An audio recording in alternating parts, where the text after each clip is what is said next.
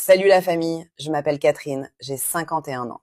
Je suis mariée depuis 2013, une année où j'étais vraiment heureuse et pressée de fonder une famille, d'avoir mes propres enfants, mais Dieu a décidé autrement.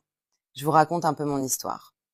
Depuis mon mariage, je n'ai jamais eu de retard et j'étais déjà inquiète, mais Dieu a fait grâce. En 2014, je suis tombée enceinte. Au 3e mois de ma grossesse, j'ai fait une fausse couche. Je ne savais même pas que la vie allait être difficile pour moi à partir de ce moment. En 2015, je n'ai même pas vu la silhouette d'un test de grossesse positif cette année-là. Chaque mois, je fais mon test de grossesse, mais c'est toujours négatif.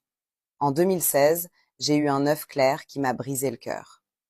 Après cette étape, mon mari et moi avons fait certains voyages pour aller voir de grands gynécologues au niveau de l'Europe, de l'Amérique, du Maroc et de la Turquie, mais toujours rien.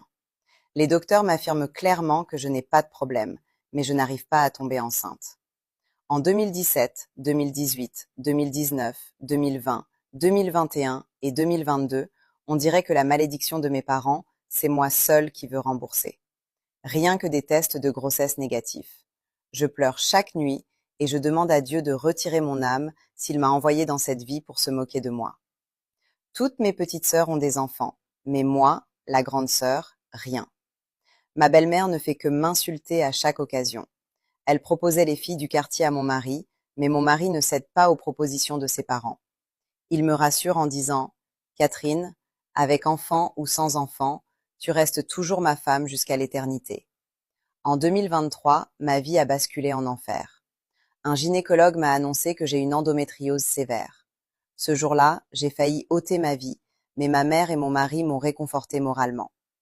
En 2024, j'ai connu encore une autre fausse couche.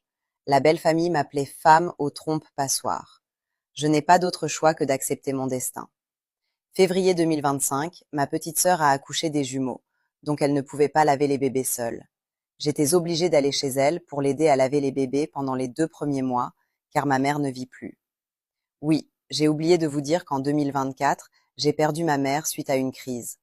La seule personne qui me donnait la force dans mon infertilité m'a laissée. Il y a une voisine à côté de chez ma petite sœur avec qui j'ai l'habitude d'échanger souvent. Un jour, elle m'a demandé « Madame, et tes enfants ?» J'ai commencé à couler les larmes en même temps parce que je ne savais pas quelle réponse donner. Je suis obligée de lui raconter mon histoire du début jusqu'à la fin. Elle m'a rassurée qu'elle me mettrait en contact avec un docteur qui a aidé sa tante qui avait le même problème que moi. Le jour où je suis rentrée en contact avec le docteur Prophète, je ne savais pas que c'était déjà mon ange gardien. Après avoir échangé avec lui, il m'a parlé